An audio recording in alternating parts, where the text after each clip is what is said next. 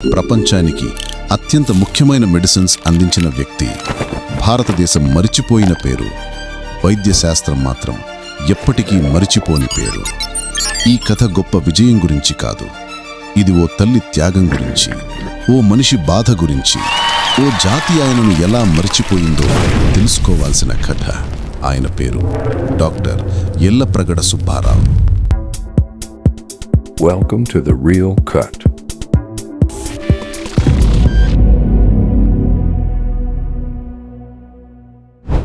ఈ కథ గురించి మీకు తెలియాలంటే మనం కాలంలో వెనక్కి ప్రయాణించాలి.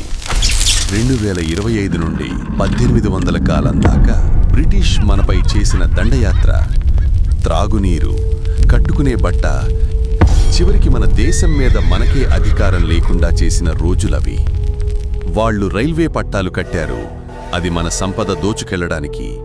వాళ్ళు విద్యాబోధన పెట్టారు, అది మన ప్రజలను బ్రిటిష్ విధేయులుగా మార్చడానికి. చదువు అంటే విజ్ఞానం కాదు, విధేయత. ఎస్ సర్, నో సర్ అనే పదాలు నేర్పించడానికి. బ్రిటిష్ వాళ్ళు మన మనోభావాలను, మన భాషను, మన ఆయుర్వేదాన్ని తక్కువ చేశారు.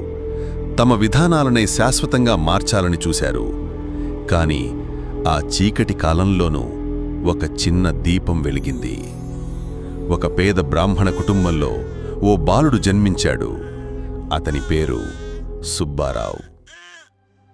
1895 భీమవరంలో నియోగి బ్రాహ్మణ కుటుంబంలో జన్మించిన సుబ్బారావు 7 సంతానంలో ఒకరు. ఆయన తండ్రి జగన్నాథం గారు రెవెన్యూ ఇన్స్పెక్టర్గా పనిచేసినా అనారోగ్యం కారణంగా ఉద్యోగాన్ని త్వరగా విడిచిపెట్టవలసి వచ్చింది. దీంతో వారి కుటుంబం తీవ్రమైన ఆర్థిక ఇబ్బందులలో చిక్కుకుంది. 1913లో జగన్నాథం గారి మరణానంతరం తల్లి వెంకమ్మ గారు ఆ కుటుంబానికి ఆధారశిలగా నిలిచారు. చిన్నప్పుడు బడికి వెళ్లడమంటే విసుగు, చదువు కంటే లోకాన్ని చూడాలనే తపన ఎక్కువ.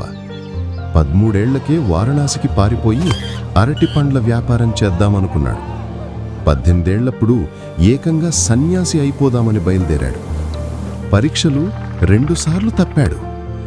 అప్పట్లో అది ఎంత అవమానమో ఊహించుకోండి. కానీ ఆయన వెనుక ఒక తల్లి ఉంది. ఆ తల్లి ప్రేమ, నమ్మకం ఎనలేనిది. బిడ్డ చదువు కోసం మెడలో మంగళసూత్రం తప్ప మిగతా బంగారమంతా అమ్మి మద్రాసులోని హిందూ హైస్కూల్లో చేర్పించింది. ఆ త్యాగం, ఆ నమ్మకం సుబ్బారావులో ఏదో మాయ చేసింది. రామకృష్ణ మిషన్ బోధనలు ఆయన్ని సరికొత్త మనిషిగా మార్చాయి. ఆ రోజు నుండి సుబ్బారావు చూపు మారిపోయింది. ఆయన లక్ష్యం మారిపోయింది.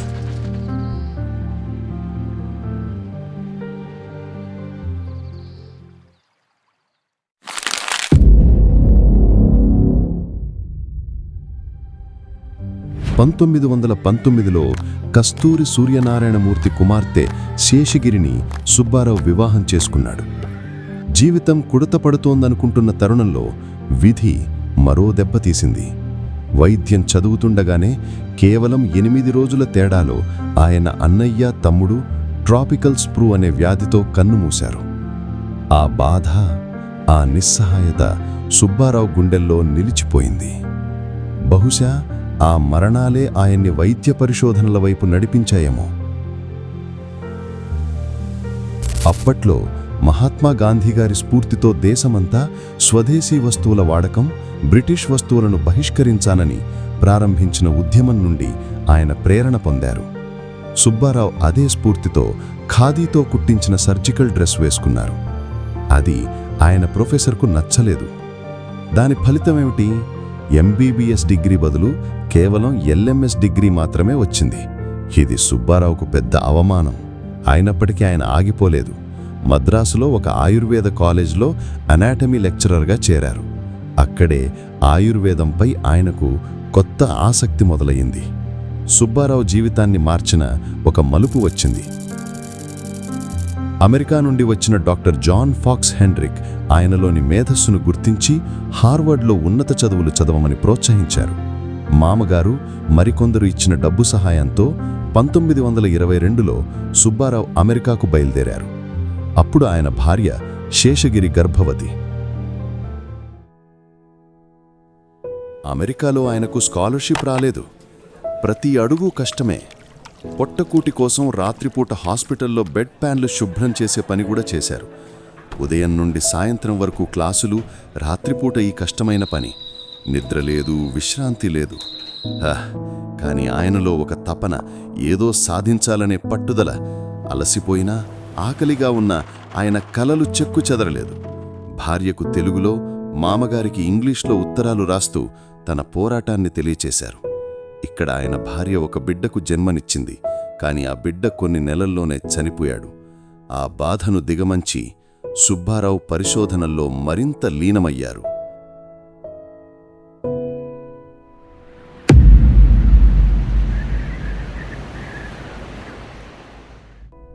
హార్వర్డ్లో సుబ్బారావు ఒక కీలకమైన పనిని చేపట్టారు. ఫాస్ఫరస్ ఎలా పనిచేస్తుంది అని కనిపెట్టడం. అప్పటిదాకా ఎవ్వరూ ఊహించని నిజాలు ఆయన ప్రయోగాల్లో బయటపడ్డాయి. కండరాలు పనిచేయడానికి ఫాస్ఫోక్రియేటిన్, ఏటీపీ అనేవి ఎలా ఉపయోగపడతాయో కనిపెట్టి ప్రపంచాన్ని ఆశ్చర్యపరిచారు. 1925లోనే ఆయన పేరు బయోకెమిస్ట్రీ పుస్తకాల్లో చేరింది. తర్వాత ఫిస్క్ సుబ్బారావు పద్ధతితో ఫాస్ఫరస్ను కొలవడం సులువయింది. దీనికి 1929లో ఆయనకు హార్వర్డ్ నుండి పీహెచ్డీ వచ్చింది. 1935లో తన గురువు డాక్టర్ ఫిస్క్ ప్రమోషన్ కోసం చూస్తున్నప్పుడు సుబ్బారావు ఒక గొప్ప త్యాగం చేశారు. ఫిస్క్ ప్రమోషన్ ఆయన, సుబ్బారావు కలిసి చేసిన ఫాస్ఫరస్ పరిశోధనల మీదే ఆధారపడి ఉంది. కానీ సుబ్బారావు, నేను కేవలం ఫిస్క్ ఆలోచనలని ల్యాబ్లో చేశాను అంతే అని తన గొప్పతనాన్ని తగ్గించుకున్నారు. దీనివల్ల ఆయనకు హార్వర్డ్లో ప్రొఫెసర్గా అయ్యే కల నెరవేరలేదు. కానీ ఆయనలోని ప్రతిభను ఎవ్వరూ దాచలేకపోయారు. మెర్క్, లెదర్లే వంటి పెద్ద మందుల కంపెనీలు ఆయన్ని తమ దగ్గరకు తీసుకోవడానికి పోటీ పడ్డాయి. హార్వర్డ్ ఆయనకు సరైన గౌరవం ఇవ్వకపోవడంతో సుబ్బారావు లెదర్లే ల్యాబొరేటరీస్లో రీసెర్చ్ డైరెక్టర్గా చేరారు. అక్కడ ఆయన ఒక విచిత్రమైన షరతు పెట్టారు. నాకు జీతంలో సగమే చాలు, కానీ నా పరిశోధనల కోసం ఒక కొత్త పెద్ద బిల్డింగ్ కట్టాలి. డబ్బు కాదు, సైన్స్ మాత్రమే ఆయన లక్ష్యం అని చూపారు.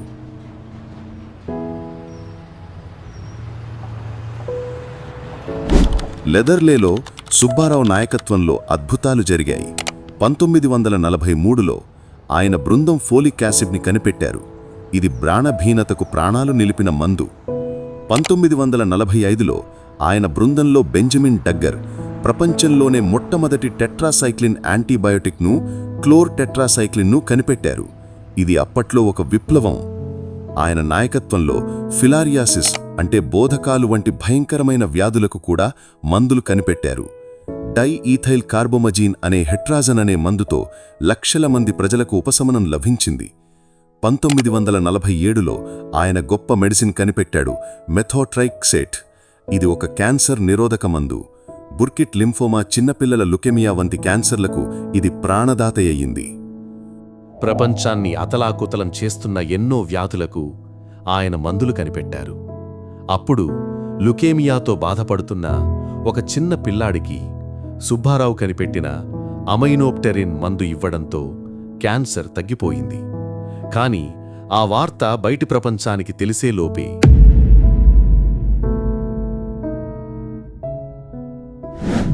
1948 ఆగస్టు 9న కేవలం 52 ఏళ్ల వయసులో పోలియో మందుపై పనిచేస్తున్న సమయంలో సుబ్బారావు గుండెపోటుతో కన్నుమూశారు. దేవుడు నాకు ఇంకో 2 ఏళ్లు ఇస్తే ఇంకో వ్యాధిని నయం చేయగలను అని ఆయన చివరి మాటలుగా అన్నారట. ఎంత నిరాడంబరంగా బ్రతికారో అంతే నిశ్శబ్దంగా వెళ్ళిపోయారు. బ్రతికుండగా ఆయనకు అవార్డులు, గుర్తింపు ఏవీ రాలేదు. సన్మానాలు, వేదికలు ఆయనకు నచ్చలేదు. తన సహచరులకే ముందు ప్రాధాన్యమిచ్చారు.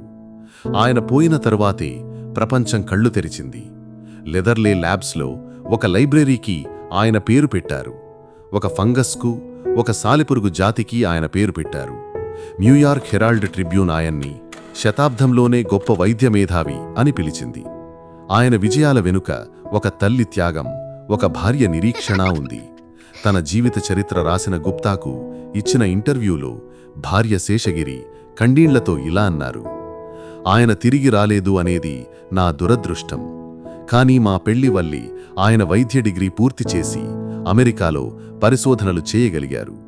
1950లో ఆర్గోసీ మ్యాగజైన్ రిపోర్టర్ డొరాన్ యాంట్రిమ్ కేవలం కొన్ని మాటల్లో ఇలా చెప్పారు: "you probably never heard of doctor Yellapragada Subbarao. Yet because he lived, you may be alive and well today. Because he lived, you may live longer." ఆయన నిజంగానే మరుగున పడ్డ మహనీయుడు. పేరేమో పెద్దగా తెలియదు కానీ ఆయన మందులు పరిశోధనలు ఈరోజు కూడా లక్షల మందికి ప్రాణదాతలుగా నిలుస్తున్నాయి. మరియు 2024లో ఆంధ్రప్రదేశ్ ప్రభుత్వం, ముఖ్యమంత్రి చంద్రబాబు నాయుడు గారు, ఉప ముఖ్యమంత్రి పవన్ కళ్యాణ్ గారి ప్రతిపాదనను ఆమోదించి ఏలూరు ప్రభుత్వ మెడికల్ కాలేజీని డాక్టర్ యల్లప్రగాడ సుబ్బారావు గారి పేరుతో పిలవాలని నిర్ణయించింది. ఇది కేవలం ఒక పేరు మార్పు కాదు, ఒక శాస్త్రవేత్తకు ఇచ్చిన గౌరవం, భవిష్యత్ తరాలకు ఒక స్ఫూర్తి. జ్ఞానంతో ప్రపంచాన్ని గెలిచాడు, త్యాగంతో మన హృదయాలను గెలిచాడు. ఇలాంటి మహానుభావులు ఉన్నంత వరకు మన చరిత్ర ఎప్పటికీ చీకటిలో మరుగున పడదు. ఆయన పేరు ఆయన ప్రాణదాతల రూపంలో నిలబడి ఉంది. మన ఇప్పుడు గౌరవించిన డాక్టర్ యల్లప్రగాడ సుబ్బారావు మన మనసుల్లో ఎల్లప్పుడూ జీవిస్తూ ఉంటారు.